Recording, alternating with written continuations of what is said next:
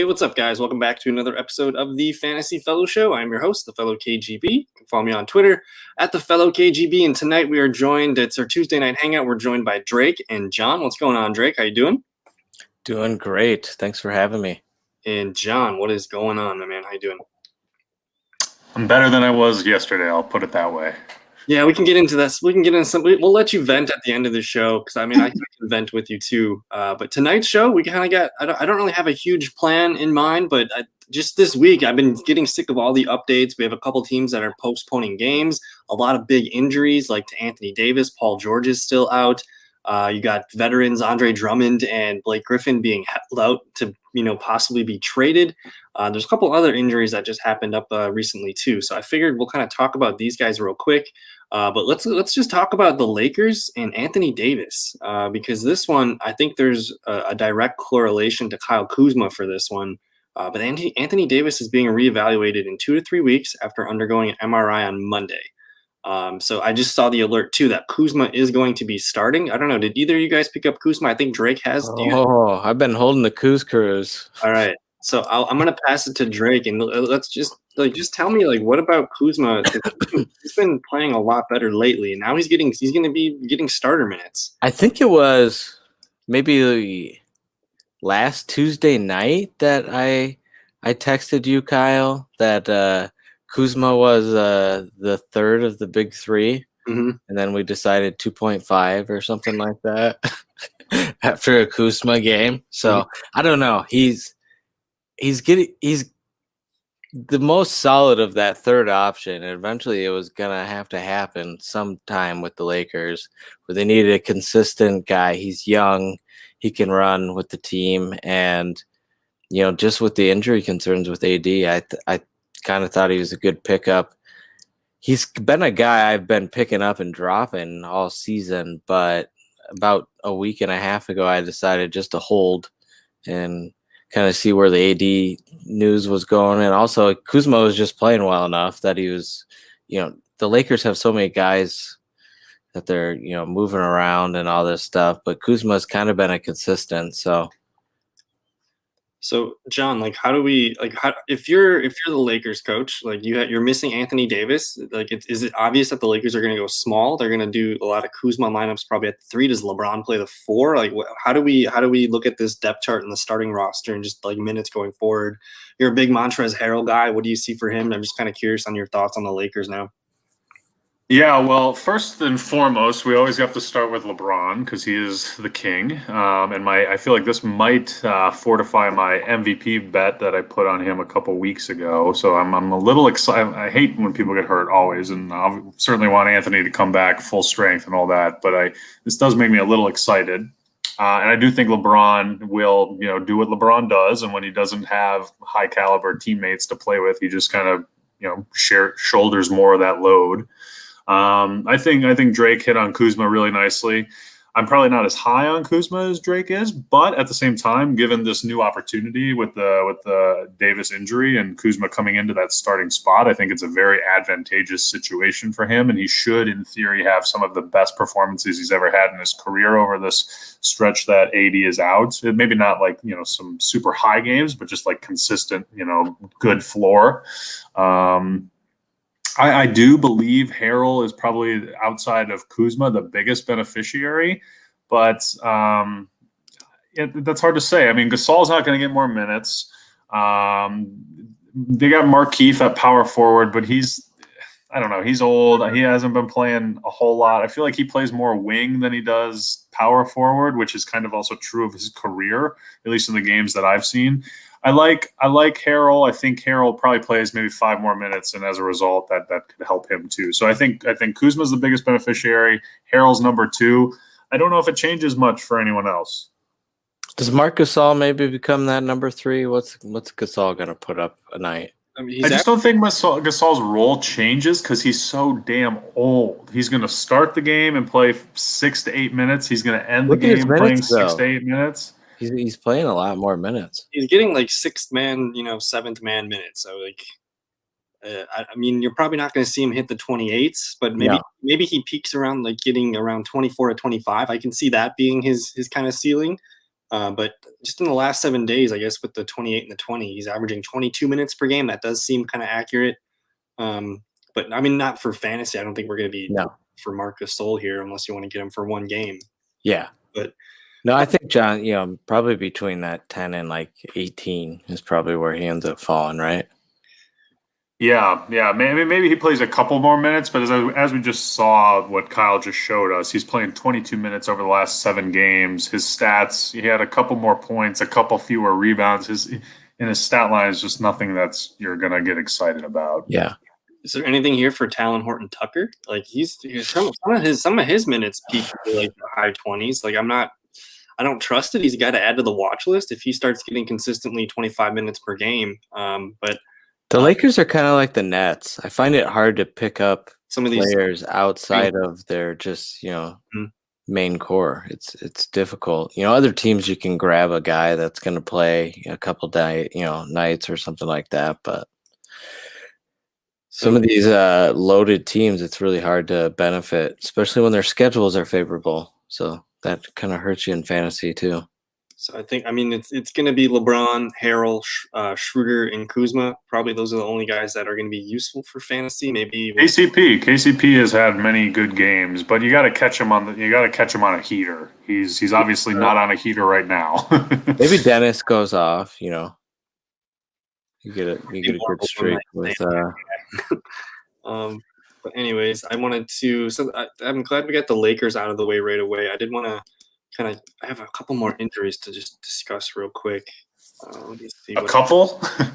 Well, there's just a few. I mean, we know McCollum's still out. Andre Drummond. We've kind of talked a lot about the Cavs of late here, and this kind of now it's like actually happening. Like Drummond's not going to be with the Cavs, so Jarrett Allen's probably the hottest guy that you could potentially trade for. If I have Jarrett Allen, though, I'm not selling him, but I just think whoever decides to trade for Drummond, like they're going to use him. So like this could potentially be a buy low opportunity for the Drummond owner. If you want to send him a trade and try to lowball something, I just think whoever's going to acquire Andre Drummond, like they're going to give up a lot of capital for him, whether it's players or pick or even money in that regard. So they're a team that's going to end up with Drummond, like they're going to use him and he's going to kind of return back to his starter value that we drafted him for.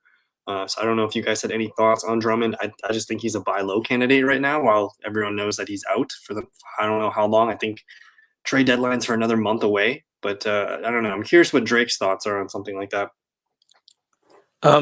Yeah, I think you kind of hit the main points that Cavs aren't playing him. But to me, that I would think a deal is probably pretty close. That they're not going to be playing him. Trade deadline's a month away, but they're probably getting offers, especially with the way Allen's playing. Mm-hmm. And they made that move, and they got to see what he could do. And now it's time to move Drummond, especially with how the Cavs have been playing as of late. This is definitely a lottery team once again, and we are fine with that. So, I think you pretty much hit the main points, though, that Drummond is going to get moved. I would expect sooner than later, especially with them sitting him out. It'd be pretty weird if they sit him out and then play him and then sit him out again. I assume there's a deal that's coming up here soon. Right. And we kind of like the Raptors as a fit. John, did you have any other good fits for Drummond or maybe dream scenarios where he could end up? Well, as a Bucks fan, it's my nightmare scenario if he goes to Toronto. Not that Drummond is really shown to be much of a Giannis stopper or anything as an individual, but Toronto's one of those teams with Miami that has absolutely perfected the wall. In fact, you might even say Toronto kind of came up with the idea, created it. And Drummond is as a plug-and-play piece into their wall defense against Giannis. That's just that's a problem. So Toronto would definitely benefit significantly with a Drummond addition. I've heard Boston getting kicked around a little bit as well. Drummond has got a big-ass contract, and I'm not exactly sure what some of these teams are going to be willing to move for him because he's also expiring. But it'll be interesting to see what people give up. But yeah, I mean, as a Bucks fan, I would hate for him to go to Boston or Toronto, which means those teams probably would be excited to get him. And the Western Conference, not exactly sure, off the top of my head, where there's not a lot of teams that are very deficient at the center out west that I can think of. But yeah, I think he probably makes the most sense in Boston or Toronto if those teams can figure out a way to get a deal done. Yeah, I would like to get him into the West. I don't know if I want him hanging around the East that much longer, but Drummond's contract's only like 28 mil too. what about a team like which isn't the max? It's big, but I think it can be matched with these. All these guys got the MLEs and all that they can apply and trade exceptions. So I don't think it's as hard to move. Yeah, especially expiring. I wouldn't see I wouldn't be surprised if the Cavs take on most of that contract too, just to get the sure. Yeah, Hey, they move it and they take on 70% of it or something.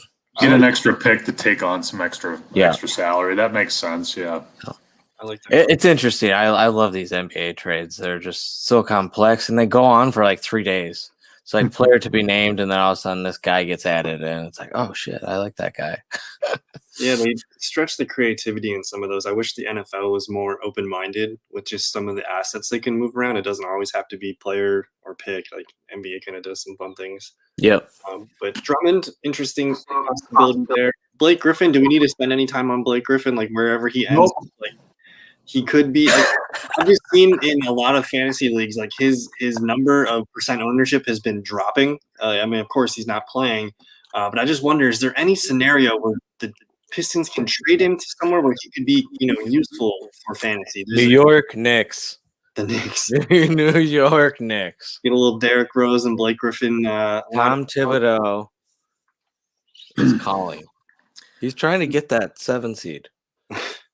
Now Blake does have that max contract, and he's not expiring. And even though his contract isn't expiring, I think his body might be, because he can't play back-to-backs. He's made of glass. I love Blake Griffin, by the way. He's one of my favorite players, but he's just not the same player he used to be. I did draft him this year in fantasy. I was excited for his non-back-to-back games, but he's looked worse this year than expected. His fantasy production hasn't really been exciting to begin with. I think he's going to a team. He would be like a massive contract, but like a role player. If a team's going to try to get him, they're kind of like going to maybe use him, weaponize him off the bench. Let him take a primary. Often frightening, actually, if I'm an NBA GM or whatever. So. And he's only does it make sense when I'm sorry to interrupt for a team like the Thunder just to come calling and say, all right, Detroit, let's see your next. Detroit's probably not giving up their first round pick this year, but maybe they can get next year top 5 protected and a couple other years and just take on Blake Griffin's contract and for nothing. They have the cap room to do lives it. For that. Yeah, I could see something like that happening. I see that more than a contender wanting to take on 3 years of Blake Griffin. Absolutely, yeah. If the Pistons want to piss away a bunch of picks, they could move him relatively easy because Sam Presti. Don't you think that's what it would take, though? Yes, absolutely, absolutely. 100% agreed. Yeah, you're gonna have to. It's a poison contract, right? It's a negative value contract, so you have to attach a bunch of sweeteners and assets to get that out the door. Yeah. So would you just have to fleece someone? But I don't see the Pistons doing that. I don't think the Pistons have a lot of trade fleecing in their history. I've done it in 2K, but I will not share my secrets. So there was, I guess, the other big injury that I wanted to get to today was D'Angelo Russell. He is undergoing arthroscopic surgery to remove a loose body from his left knee. He's signed 4 to 6 weeks. This is not good. I immediately went to go to the wire to see. That's a season. I went to go see if Ricky Rubio was available. He was not. Ricky is probably the most obvious guy to be the next man up. But man, this is not good. We're probably not going to see him until April, if at some point. And at that point, does the Timberwolves rush a player like him back? Look at the Timberwolves. This guy's not playing. Pull up their roster. This guy's not playing this year. The chances of us seeing him, maybe he's coming off knee surgery, they're not going to play him. Yeah, Anthony Edwards gets a boost here, maybe. I mean, he's not a point guard, but he's young. He's a piece that they want. He's on work release. Let me show you Jordan McLaughlin's numbers real quick. This Actually, Beasley's been playing pretty good, hasn't he? Beasley's great. kick ass for someone who, Kicks does ass. terrible things. Check out some of these numbers by Jordan McLaughlin. Now, he's only playing 19 to 22 minutes, sometimes 24, 26, but the numbers are there. Just an interesting guy to keep an eye on. I'm just, if he starts getting mid-20, if Rubio, anything happens to Rubio, this is probably going to be one of the hotter guys to keep an eye on. So those assist numbers are. I mean, the goal is not to play Rubio 30 minutes a night. That's right. not So happening at this point. So I think you're onto something really good here. Yeah, this is a good call out, Kyle. I've never heard of this man. And well, the way that I like to do my searching is if I'm looking for a player or if I know there's an injury, I'm just going to filter by that entire team and just kind of look and see who else is around and see who the backups are and kind of go like that. So like the last 7 days, I just hit a filter and all of a sudden this Jordan McLaughlin he's their sixth best player. So he's averaging 20 points per game the last 7 days. Jaden McDaniels is a guy to keep an eye on too. He's had some bright moments. His minutes are kind of spotty, but you do see a lot of doubles and stuff there. And I'm nervous if you're a Karl Anthony Towns owner. Like I think you got to be nervous about this entire. Is that the rookie Jaden McDaniels? I believe so. I think he was the guy Yes, I got it is, in my. yeah. That's who I had to wait for to get my pick. Your name draft. Oh no. Yeah. But man, I'm nervous about Minnesota. I think you're going to see Malik Beasley continue to play well. Anthony Edwards has been a beast, and then Ricky. I'm nervous about Towns. Towns owners right now. That's with what I was. Russell out, and like we kind of talked about, this is a 4 to 6 week injury. You're talking about the worst team in the league. And then all of a sudden, Towns is a guy that, wanted to play off Russell. And I don't know. I can see this being a negative effect for Towns owners. Well, it feels like it's going to be like summer league the rest of the way for the Wolves, and they have no reason to stress Karl Anthony Towns minutes. They already know he's a superstar. He doesn't need to prove anything. Just build up some of these younger guys that you got a lot of like Jared Vanderbilt, Naz Reid. These guys have been playing well. Let Anthony Edwards eat. Do some different things. So I would probably look to move Karl Anthony Towns if I had him. That's me, right? Devil's advocate. If you allow me to, because I don't know if I fully disagree, but just in my mind, Karl Anthony Towns, an incredible offensive player. Yes, Drake is 100% correct. He specifically asked to play with D'Angelo Russell. So obviously losing him is a loss, a big loss to the entire offense, but especially to what Towns wants to do offensively. But Towns is such an incredible offensive piece. He's the best shooting big man of all time. I've said it. I also said the Heat weren't going to make the playoffs, so apparently I can be wrong. But I think Karl Anthony Towns is the best shooting big man of all time. I think he's a better ball handler and a better passer than anyone ever gives him credit for. I think he can handle an offense without a true point guard. And Rubio is solid enough to fill in the cracks of whatever D'Angelo Russell is leaving behind. I think Towns has an opportunity. He's also now, not last year and not this year, but before that, Towns never missed games. He never missed games. And the Wolves were not good. They were crappy. They had no reason to try, and he was still going out there. So I don't necessarily 100% endorse what I'm saying right now, but just kind of I do think there is a pathway to better fantasy performance because of this situation for Karl Anthony Towns. Because outside of Beasley, there's nothing else getting that ball into the bucket. Maybe, I think your Anthony Edwards. This is the guy that's gotta maybe just turn the keys over to him. If you're Minnesota, why not? I think this kid's going to be really good next year. And Minnesota's going to go through a complete redo next year. They did nothing with their, coaching situation or front office. This is also, I talk to way too many Minnesota Timberwolves fans, and they're just, it weighs on me. So I'm kind of sour about this situation. Maybe that's clouding me, John. That could be true. Bringing me out, but that could be true. I would like him to Edwards just turn it over to Edwards. Let him and Towns just have fun. And I immediately, as soon as I saw that injury for D'Angelo Russell news, I'm like, they're not gonna have to stress too many things. Like, what if Karl Anthony Towns picks up like a simple injury? Like, then there's more reason to not even play him for like an extra game or two, right? Like, I'm worried about that. Like, I have nothing to like. The T-Wolves are on just cruise control, autopilot for the rest of the year, pretty much. And I just think if I have to own a Wolf, I want Anthony Edwards. That's probably the guy that. He might be worth a trade opportunity right now. I just think he's going to continue to shoot the ball. You look at his minutes the last few games too. Everything's over 30.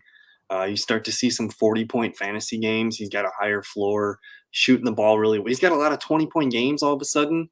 This guy's really fun. I think for the value, you want Edwards, but nobody's going to be upset about owning Towns. No. At this point. You shouldn't be. I might regret that statement. Who could you potentially swap Towns out for in a 1-for-1 deal? Like, what would make sense? Well, I offered Miles Turner and Duncan Robinson, and that was not good enough. So. What about Towns? Maybe not a 1-for-1, but maybe Towns for Drummond and one other player. Like maybe like a middling, middle tier player. So because Drummond's not playing right now. So maybe if you can afford to lose a couple games or maybe a lot of games, if you have a decent positioning in your standings, you feel like good about making the playoffs, you maybe swap Towns for the future play in Drummond, and then maybe you pick up another player along the way. What if someone offered you Miles Turner and Michael Porter Jr. for Towns? Miles Turner. No, but I'm not exactly certain on how well Michael Porter Jr. is doing right now, and that could make me look dumb. I wanted to. I think I would say Porter Jr. is underperforming right now. How could you wrap Anthony Davis into this? Like, would you do Anthony Davis Towns straight up? No, not even close. Maybe if someone's desperate for a win now, they need wins. They can't wait 2 to 3 weeks. And it's Anthony Davis. He's not always healthy. Towns isn't a guaranteed win now guy, though. Right. So here is your Towns, Porter, Turner. On the season, Cat's averaging 46, Porter's about 29, and Turner about 35. That's a pretty nice opportunity. You're going to have to cut somebody if you're acquiring Towns or if you're acquiring Porter and Turner. So you're improving your worst player by like probably 8 to 10 points. Is this doing it enough for you, John? It's close. It's right. It's right on the line. If you agree with Drake that Porter Jr. is really underperforming this season, I probably pull the trigger. Yep. However, I also kind of think Turner is maybe overperforming a little bit. I mean, 8 blocks a game is not as amazing as he is. I just don't think that's a sustainable thing. That's all he does. It's 3.5. He doesn't even put up points. You don't need points. He just stands there and blocks shots, John. He just hits those 3 points. He gets to play the Pistons and the Cavs, and he just gets to stand there and block shots. He even got to do it against the Bucks. How many did he have against the Bucks? 1. That's not even fun. Just 1. Brook Lopez doesn't shoot a lot outside the 3-point line. So what was his last? Chicago 5. Chicago 6. It's all the division. If he played in a different division, he'd be a much shittier player. But he gets to play in our division. So outside of the Bucks, he has fun. So it's an even trade. I mean, we're all on different sides of it. I think if you like Porter Jr., you probably pull the trigger. So I wanted to get back to a couple other of these injuries real quick. I'm not sure why it's not. Let me just refresh this real quick. I'm trying to think. Is there anything that you guys wanted to call out tonight specifically? Anything on your minds besides injuries and postponements and trade rumors? So if you are looking for some pickups, another game was added this week on Friday. Denver and Cleveland are playing an extra game Friday. So if you're looking for players to add for that extra little push, there's 2 teams to look at. Was that to make up for a game that was missed before? Yeah, they missed a game earlier in the season. So that's going to be exciting. Once, I'm assuming just after the All-Star break, they're going to just chip it in bonus game. Well, we don't even have a season after the All-Star. Yeah, we don't have a schedule yet. It's coming so fast too. A little scary. But I guess the one big injury here that caught me by surprise the other day, didn't catch John by surprise though. It's the Mitchell Robinson injury. with the fractured hand. It sounds like he had surgery today, successful surgery to repair the fracture in his right hand. He's going to be reevaluated sometime after the All-Star break, 4 to 6 week timetable, maybe longer. Nerlens Noel is going to be the next man up, but I'm curious. You've been a Mitchell Robinson. I don't know. You've watched a lot of him, I think. I'm just curious, what can you expect with Robinson out? Does this mean anything for RJ Barrett, Julius Randle? Are you trying to acquire Nerlens Noel? Just what are those thoughts? Well, first off, Mitchell Robinson, 4 to 6 weeks for a hand. He doesn't shoot.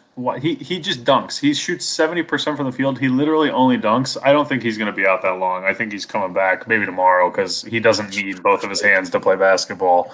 But in terms of the Knicks, I think Noel definitely is going to be the starter, going to play a little more minutes. But I don't know if Noel is like Cape. He's been on the bench for so many years in the middle of his prime. I just don't know if he has the juice to like play 30 minutes a night, 25 plus minutes a night. We'll see. We'll see. I think he's good. I think he's good in smaller samples of minutes. Maybe we could go to their team. I don't know who their backup bigs are, but whoever their Can I backup talk about Julius Randle right now? Yeah, you can gush. Yeah, Randall's Go good. in because today on my phone I got an update about an article about Julius Randle from Bleacher Report that said, "Who knew?" And then it was like this big Julius Randle love fest. And I was like, "You sons of a bitches! We knew here. We knew for 2 years. We've known he was good Julius last. Randle is the fantasy guy, and he continues to just improve. He was good with the Pelicans. What did the amazing. Knicks give to get him? They signed him in free agency. Oh, okay. I thought it was a trade. Why didn't the Pelicans keep him around? I know they had. Because they were bringing in Zion. They were bringing man. They already have a pretty clogged backcourt, but Randall actually performed very well with the Pelicans. To be fair, Randall and Zion play the same position, and I think clear. You want to Zion is Zion. And you have Ingram there. It's crowded. So. Yeah, so Taj Gibson's gonna, and I've been reading a little bit about Taj Gibson getting minutes. It's the Thibodeau special, but is he going to be interesting in fantasy? Okay. I think Randall benefits. I think Noel gets a little boost, but overall, nothing really changes for the Knicks. Do you think maybe some of these rookies get some minutes or no? They're just not bigs. They're not bigs, right? I mean, they're both bigs, aren't they? Obi's like a small forward. I don't know why they put him at power forward. He's like 6'8". The NBA.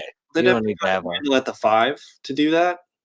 I mean, would you rather play Taj Gibson or a rookie? I'm not. Well, would you? What do you think Tom Thibodeau is going to do? That's the He's real question. Play Taj Gibson. Yes, absolutely. So I'm expecting Thibodeau to make a trade here. Or sign someone. I was just about to say they could go pick someone up, but yeah, maybe they're not trying to win games, are they? Maybe they're are they a sneaky candidate for Drummond? Absolutely. They're trying to make the playoffs. Thibodeau's trying to make the playoffs. Drummond's going to New York. That makes sense. So that's fine. You can send us Knox and Obi, whatever. you can have Obi top, and Thibodeau hates him. Just take them both. Interesting. Both the Natty Boys. Interesting. Okay, that's definitely. We'll give him Delly. Thibodeau would love Delly. Can't cut the player. He would. Delly will start playing 36 minutes a night. Oh man. I just wanted to. We covered that. I think Nerlens Noel is a good pickup if he's available in your league. Is there any other injuries that you guys saw that we had to talk about? There's a couple names that come to mind. I think Drew Holiday's still out with COVID. I'm not sure what's up with the Hornets. So we got postponements. They contact tracing. They played the Spurs. And the Spurs are as well. or whether they were supposed to play the Spurs. I don't know. They were Yeah. in the same facility as the Spurs, and as a result, the contract tracing has the Hornets. Hornets are out because of that for I think 1 or 2 games. And all of the Spurs, so yeah, the Spurs and the Hornets, I think they're I done. heard through Friday. Yeah, they're pretty much done. Yes, I think that's the same for the Hornets as well. Yeah. Yeah. So that's a bummer. So that's probably the biggest news is you're probably missing 2 or 3 games just from those. I was riding some Malik Monk waves last week too. It was fun. There's some big air on those waves. How were those waves? Well, they went up and down real quick. Oh no. The Cody Zeller is more like a lazy river. He's just a consistent 25-30 every night, and it's beautiful. I love lazy rivers, man. Those are pretty nice. I don't call out Marcus Smart is coming back. Let's see. He was expected to miss 2 or 3 weeks. Reports from January 31st, but I just want to on a hint, just in case anyone's dropped him. I saw he's down to about 73.5%. But I did see he's practicing and probably coming back at some point next week. So keep an eye out for him. I'm trying to think of anybody else here. What's going on in Atlanta with all their injuries? Click on Atlanta here. Let me see. So DeAndre Hunter, Bogdan. What's up with Bogdan? Yeah, that's what I'm worried about. What's going on with him? He was cleared. This is from February 5th. He was cleared to increase his range of motion in his rehab work and also had the knee brace removed. So, oh boy, well, 10 days removed from getting his knee brace off. He was doing light work. So maybe by the end of the month, things look better. Maybe first week or so of March, we hear some positive things. I don't know if it's going to mean anything. Milwaukee dodged a huge bullet there. It was a gift. I didn't like giving up DiVincenzo to begin with. Everyone was so mad about it, but you guys should send like Adam Silver or something. Well, we still lost a pick, so it's kind of bullshit. But yeah, you lived another pick for that comment. Well, that's true. Sorry, Adam. I apologize, Czar Silver. But yeah, I think Bogey has been a big bust this year. Obviously, the Hawks threw a shirtload of money at him. And golly, I mean, oh my, no shirt. Oh man. We should talk about the Jazz if we just out of respect of their dominance. I've watched one Jazz game this year, the recent game against the Bucks, and I was very impressed. And Conley didn't even play. Conley's been playing pretty well. Yeah, Conley's great. So they're sitting at 23-5, 2 games ahead of the Lakers for the number 1 seed. Mike Conley, what's up with Conley? Is he? He's got an old man legs. He's just got a granddaughter. Yeah, I think it's like a hamstring injury, but it's been going on for a week now. I think it's going to keep going on for a while. Yeah, they don't need him apparently, so that's interesting. He's on ice. He's good. I mean, they can't do Clarkson, so Clarkson's a good pickup if he's available. That's actually, I don't think he's available in many places, but let's pull up Utah and just kind of look and see who their best contributor. Who did you want to talk about on Utah?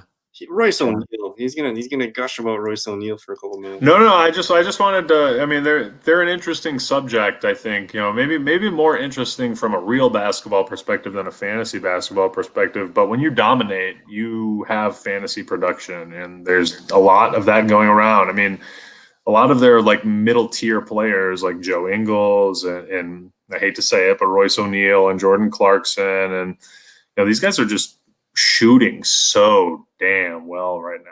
It's really mind-blowing to watch. They're not a very deep team, are they? I mean, they run Mitchell and Clarkson right now at the 1 and the 2. They got Bogdan and Ingles at the 3. Georges Niang, I guess he rotates in with Royce O'Neal. Derek Favors is probably a good fantasy pickup at this moment, and I think he's kind of been on and off our waivers. Yeah, he had a nice little run early February where he was getting some 20s.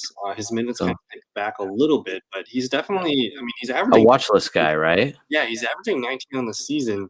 So he's definitely a guy. Like if you need a guy just for one, might as well, or if he's got a back-to-back, you can hope for 40 points out of him, something like 2 positions. Plays that center and power forward. I just want to, so I'm filtering here by the last 7 days. I'm just going to filter by last 15 days. Let's see here. What's Clarkson's ownership? Clarkson's at 80%, so he's pretty Okay. well. He's pretty well owned here. He's Damn, I didn't realize he was that well owned. For good reason though. He deserves to be. He scored 40 yesterday. Yep. Jesus. Did not see. I almost took that bet that Jesse sent us about how like the Sixers were like plus 200 for the or plus 250 or something for the money line. And I was like, that's not bad. And the Sixers are having a great year, but man, the Jazz just And then the do what Jazz they do. not up in here. I'm just looking around. Not up in here. Back to back against the Bucks and Sixers. That's pretty And impressive. they won them both. Yeah. They won them both casually. Yep. The Bucks haven't won in Utah since 2001. It's a 20-year drought. Bucks going to Utah.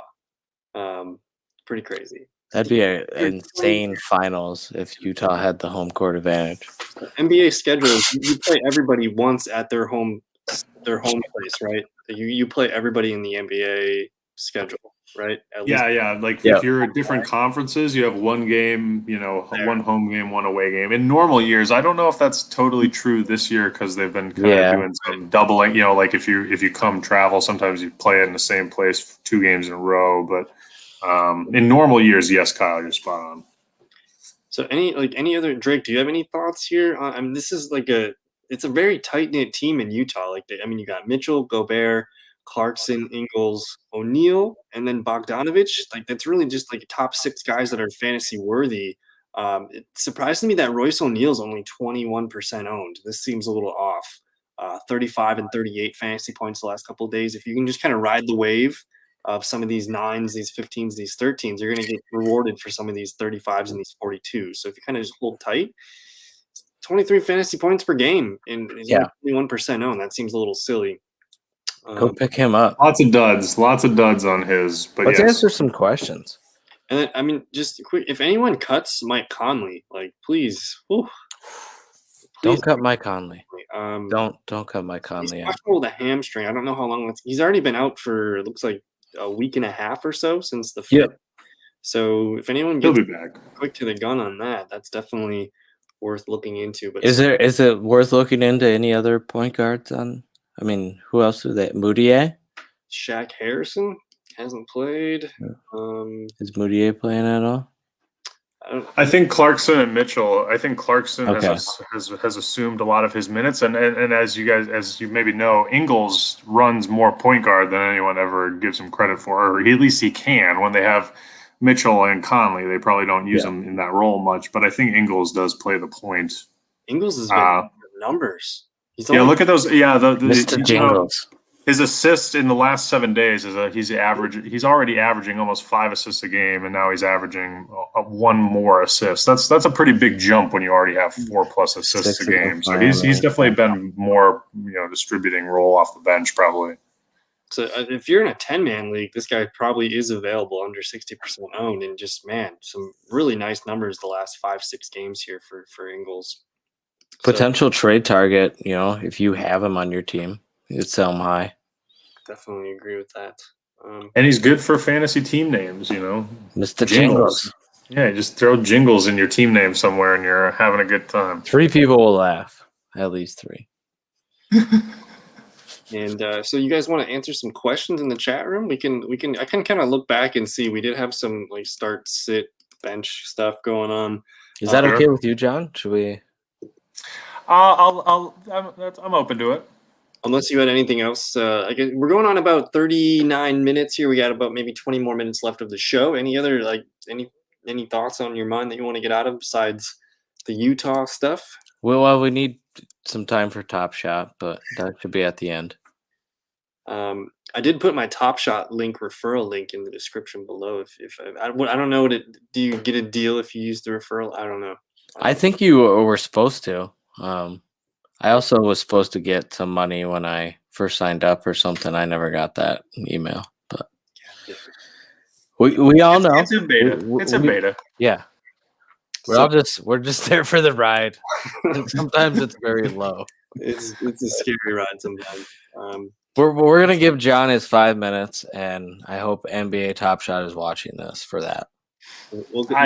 He is just a loyal customer that you want to lock down.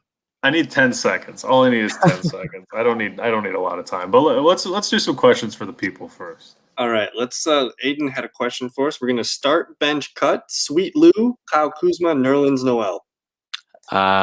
Start Sweet Lou. Bench. I'm starting Kuzma and benching Lou and definitely cutting Noel. What do you guys think? Agree with that. I actually responded to that earlier in the chat, and I Sweet Lou had a great night last night. Well, the Clippers have ago. been injured, or they've been beat up, and they're resting their guys. And Lou is just enjoying some wings and shooting basketballs. He's been scoring at a high clip, and it's That was against the Cavs. That's what, of course, I remember. The 46 points there. Jeez. If you tell me Kawhi's out, Paul George is still out, I'm going to start Lou, bench Kuzma. And Yeah. Noel is kind of like I don't know what the word I'm looking for. He's kind of like he's just too boom bust. I don't think we can trust him yet. Let's see some consistent minutes and play, and then Noel becomes fun.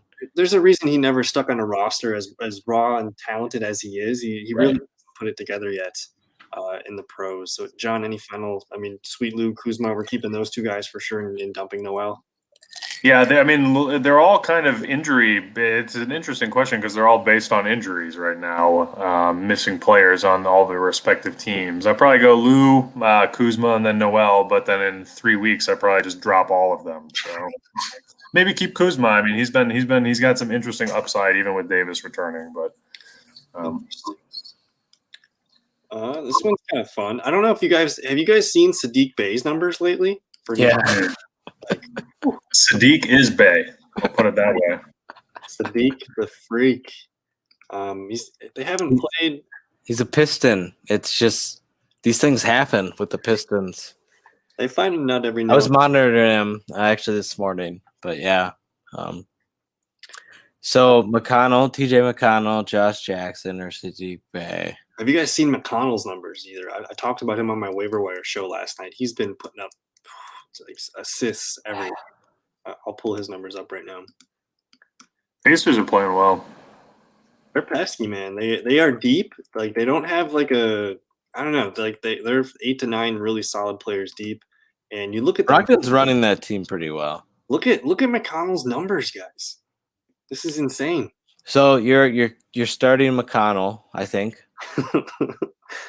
I like Josh Jackson too. I can pull up. You're probably keeping Josh Jackson, and I think Bey is a player you monitor at this point. But right now I'm starting McConnell, benching Bey, and cutting Jackson. But I like Bey's upside. I think he's got some, especially with Griffin going out the door. The Pistons have fully embraced the tank, as far as I could tell. I mean, they kind of did it before the season started because of their roster, but I like Bey in a lot of garbage time situations. Basically, once the ball's tipped in Detroit, it's garbage time, and so I like Bey. I do like Bey quite a bit, but I think I'm going to lean with Josh Jackson over Bey just because he's a little bit older. I think there's a little bit more consistency with some of these numbers. These are Josh Jackson's numbers up on the screen right now. So I would feel safer about leaving Josh Jackson out there for a full week. Maybe Bey puts up one of those 40, nice games. But I think I'm just going to go. I wish I would have looked at these numbers earlier. So we're going to start McConnell. We all agree with start McConnell. That's probably the easiest answer. And then it's a preference choice. Josh Jackson, Sadiq Bey. Grab a Piston. Don't grab a Piston if you have to. To me, Josh Jackson's one of those players that I could see involved with a Blake Griffin trade. Kind of one of those assets that you would have to kind of move if you're moving Blake Griffin too, and you have to include a young, talented player that, I mean, the Pistons don't have a whole lot invested in him. I think he's making maybe $6 million a year or something like that. So he's not a guy that the Pistons are looking to build around at this point. So who are they? I could see him included, and he probably helps a team. Maybe it's a 3-way trade, and he helps a contending team. Comes out there and plays some defense, and nice 3-and-D player. I mean, I like him. I like the fact that he finally is able to get starter minutes for Detroit. But if you could send him to a team that needs a 6th or 7th man, that first guy off the bench, I like Jackson quite a bit. He could actually be a really nice trade chip. I think the Warriors pick him up or something like that. They're good. That would be a good fit. Yeah, I misread the names. I thought it was Justin Jackson, and so I'll go Jackson start, McConnell bench, Bay cut, and then I hate to say that because I've said so many nice things about my Bay. Well, Bay is one of those guys where if you need a guy just for the one night, just the one night stand, you can hang out with Sadiq for a night. He puts up some interesting numbers. Especially if you There's have plenty of hotel rooms in Detroit that you can just get a couple hours. just a couple hours. Just even technically, you only need it for 5 minutes. Like just the way the waiver wires and our free agency works, you only need it for 5 minutes, and then you Hey, Bay is classy. Take him to Auburn Hills. Get out of Detroit. get him some Little Caesars. But anyways, I'm trying to see what other we got for questions here. We got another start bench cut. Have you guys seen Kenrick Williams' numbers? While SGA is out in Oklahoma City Thunder, there's been a handful of guys that are putting up some really nice numbers at like the 2, 3 and the kind of wing positions. We have Marcus Morris and is it Jacob Poeltl? Have we gotten to the Poeltl? It's Poeltl. Yeah. There's an R. There's a silent I like Poeltl, R there. By the way. I'm sad I didn't pick him up when I could have. Yeah, but now the Spurs are out for the rest of the week, so like we're gonna cut him. We got to cut him, and probably start Kenrick and bench Marcus Morris Sr. Well, what's Morris doing? He's putting up some heat games. 32 and 23 and 20. What the? Well, I guess that's because the Clippers. Yeah. So and then same thing with Kenrick Williams though. If I hope SGA is back at some point this week. But the dude, he played decently against Milwaukee, 21.25. Really nice. He's no Lucas Dort, but he's all right. While we're here, I kind of want to pull up and just let's just look at the Oklahoma City Thunder because there's been a lot of interesting young talent playing. I think SGA has missed maybe the last 3 or 4 games, and it's just been really interesting to see who's stepping up. So Hamidou Diallo, of course, he has been very good. Even when SGA is on the floor, I still don't get it. His percent ownership has risen up to 41, which is really nice, but I still think he's not getting enough attention for what he's doing. He flirts with double-doubles, even rebounds and assists. But Darius Bazley, the other guy here, who's about 30% owned, he's been putting up a healthy amount of numbers here. He's a double-double threat with the rebounds and the points. I like what he's doing there. Chips and steals and blocks, too. Pretty high floor of around 19 points, maybe 16 points. He's already playing right now, and he's got, in 7 minutes, he's got 16 fantasy points. So that's Portland. That's Portland for you. But Lugan's Dort, I guess we've talked about Dort quite a bit. And then Kenrick Williams. I got one more guy yet on the list that I haven't talked about, but he's already got 6 points. This is almost.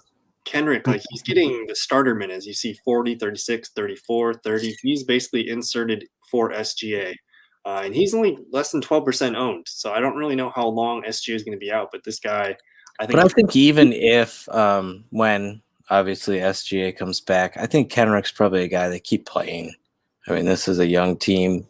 Some of these guys are going to get moved, obviously. They're going to be a huge team for trade targets, dump offs, and that kind of sort of stuff. So I feel like if a young player is getting hot on this team, it's something to definitely keep, monitoring. If you can keep him on your roster, definitely do that. Because here's another guy, Justin Jackson, who I picked up. The UNC product. He hit a 3 against Milwaukee the other night that I'm just like, God, who is this guy? So he scored 22 points against us, 20 points against Denver. Those are 2 really good defensive teams. And I was just, he's got back-to-back 30-point fantasy games. I actually picked him up and started him tonight. So we'll see how it goes. Looks like he just. The Oklahoma City Thunder are a G League team, basically, right now. They're running some fun stuff, and it's going to be good for fantasy if you can. It's going to be very frustrating if you're looking for consistency, though. It's the Thunder. The Thunder are not a G League team because they are better. They are really well coached, and they just play very good basketball, shoot a lot of threes, and they have way more talent than anyone realizes. I think, like Lou Dort. I really, really like Lou Dort. I think Hamidou Diallo is, not only slept on in fantasy, but he's a very solid NBA player. I mean, I don't know. I think this Thunder team, they're 11-15, Drake.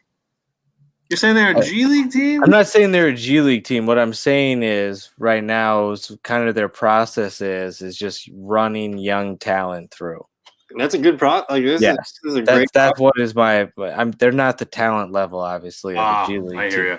But what I'm saying is, when you're getting players, don't expect consistency if you get someone that's hot on the Thunder, because I think it's going to happen on and off throughout the season, unless you have one of the the mainstays like SGA. No, that makes a lot of sense. I get what. The Thunder aren't a G League team talent based wise, but.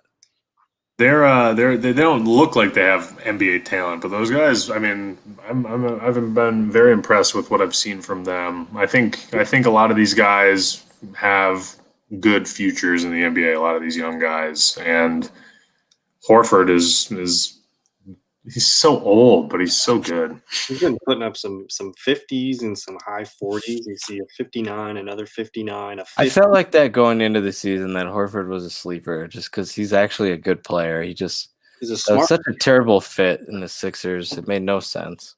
And I think the Thunder are doing what they do, right? Chris Paul balls out, trade him. Al Horford balls out, trade him. They try to put these guys that they want to trade into great positions. Can you move Horford? What can you move Horford for? Do you think? Well, all these teams that want Drummond, why not take a worse athlete and a better shooter and a better, right. I mean, Horford fits a little on defense, but you fit better with the NBA, really. Yeah. I mean, for all these teams that are on my list that could potentially acquire Drummond, I think they should be looking at Horford as a cheaper. Now he's not an expiring contract and he's much older, so there's a lot of risk there too. But yeah, I think he's got 3 years left. But if you're like, oh gosh, I was about to say Boston, but I don't think Al's going. Let's send him to the Knicks.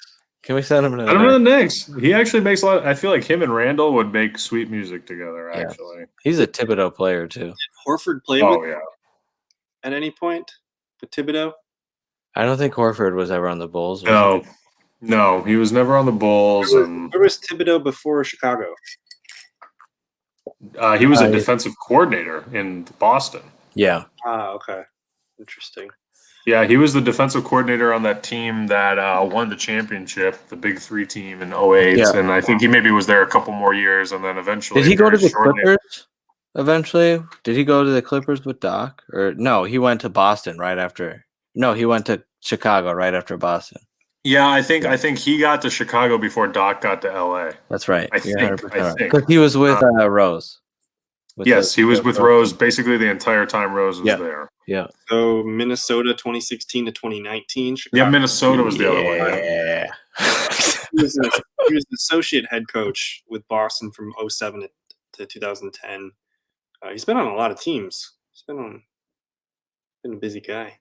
Not really. A lot of NBA coaches are like that. They have an insane work history. He's kind of been on the same teams a lot of times. It looks like. Oh, we got a comment here from Matt Lee Bame. Oh boy, the wily Matt Bame here. So, can I get a trade evaluation? How is De'Aaron Fox for Michael Porter Jr. and Duncan Robinson? So, Drake, you're pretty well invested in the Michael Porter Jr. and you know pretty much most about Duncan Robinson, probably between the two of us. So which side would you rather? I mean, just a quick thought. I think there's a little collusion here because I offered this trade to Matt Bame. What side are you? You're the Porter Jr. Robinson side? Yes, I am. Oh yeah. I definitely want to give up Fox, Matt. You definitely want to make that trade. I think Drake is trying to be nice to you, probably. I think you could probably. Like we discussed earlier, a Michael Porter Jr. and Miles Turner probably equal to Karl Anthony Towns. So I don't think this trade's as far off as we think, but. Well, let me hit some compare numbers here. So we got Michael Porter Jr., we got De'Aaron Fox, and Duncan Robinson. Duncan's just like a waiver wire fodder at this point. Hey. Right? They'll be talking about my Duncan. He's Duncan. It's Tim Duncan's little kid. Anyways, you're giving up 45.8. Just this is the last 15 days. Maybe I'll just filter by the season. That's 38.5 points from Fox. Michael Porter Jr. just under 30. You got to keep Fox. You got to keep Fox, Matt. Why is Duncan Robinson on a roster in our league? Drake cannot quit the Duncan Robinson. He's a nice guy. He's a beautiful guy. Like, nice hair.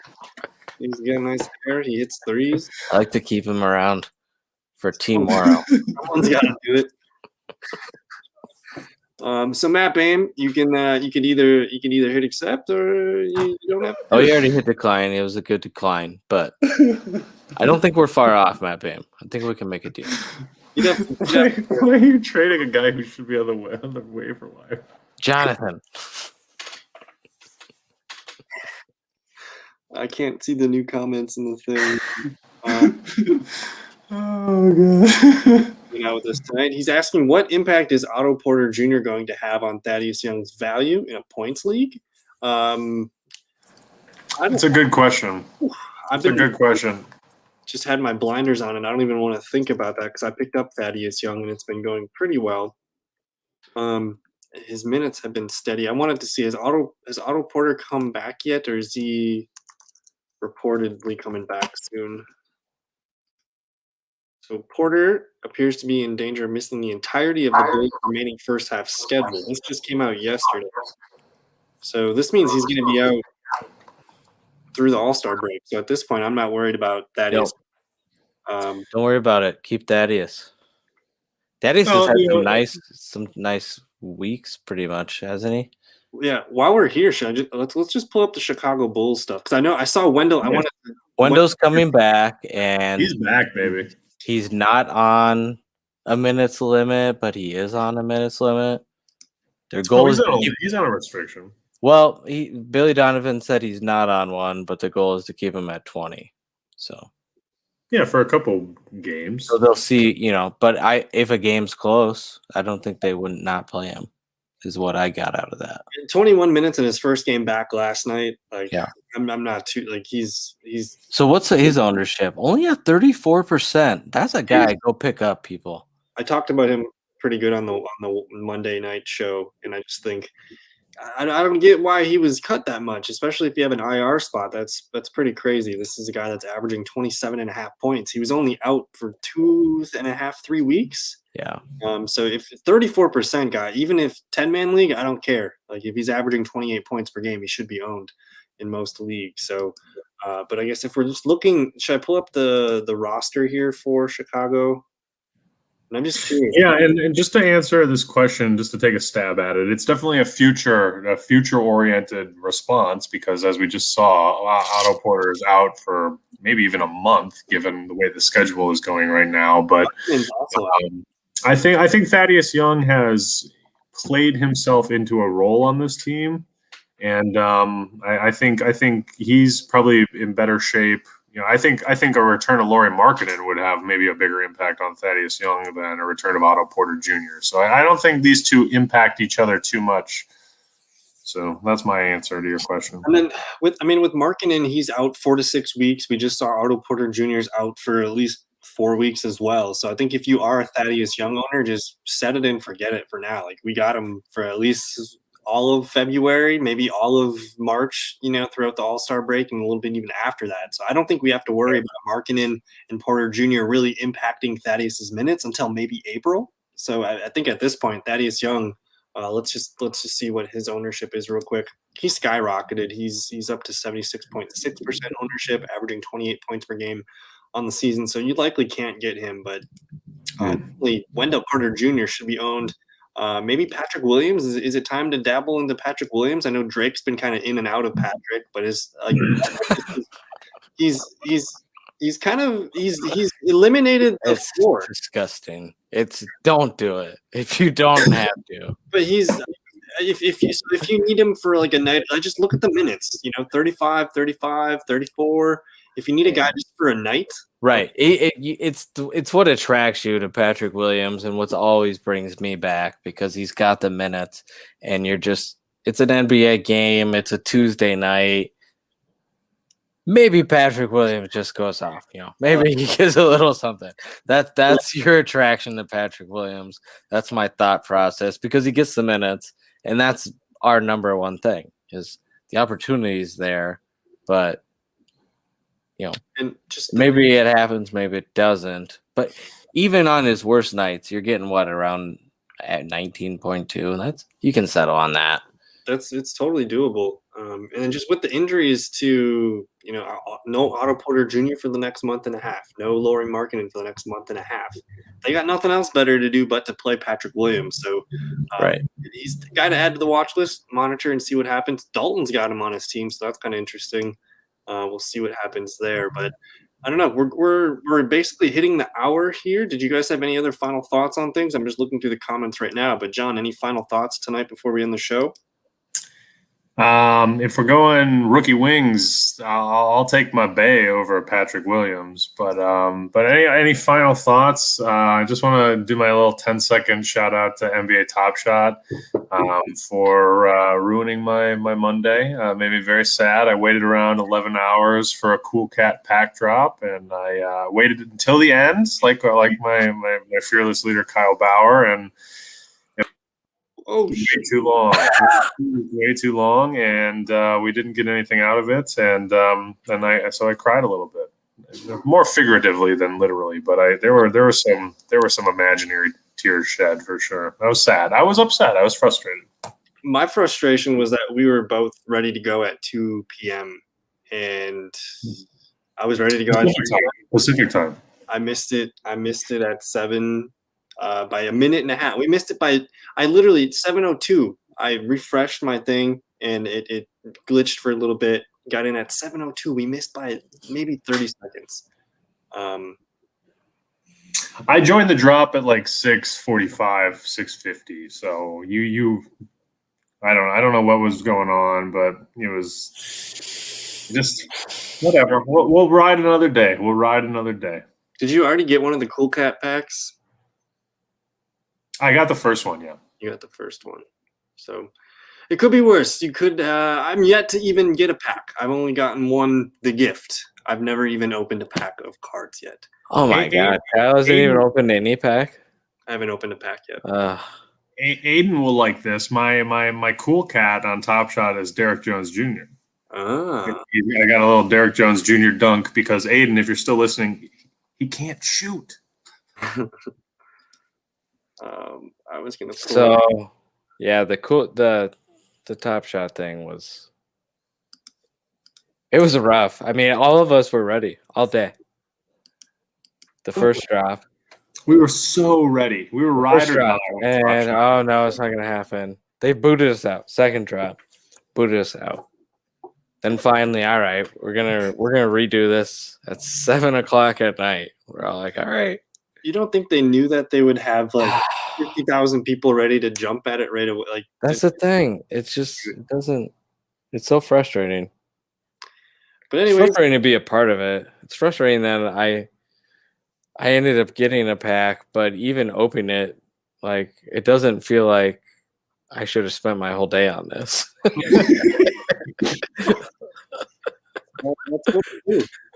Like it was a pretty bad moment when I finally got it.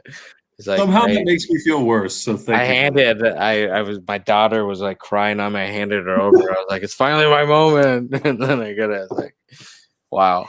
I waited for this. This is what I'm doing with my life.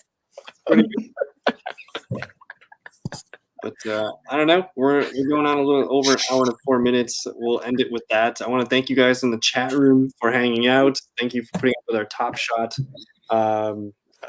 therapy session here at the end. But anyways, you guys can follow John and Drake. I have their information in the description below. Thank you guys for hanging out with us tonight. We'll see you next Tuesday night. Have a good one. Peace.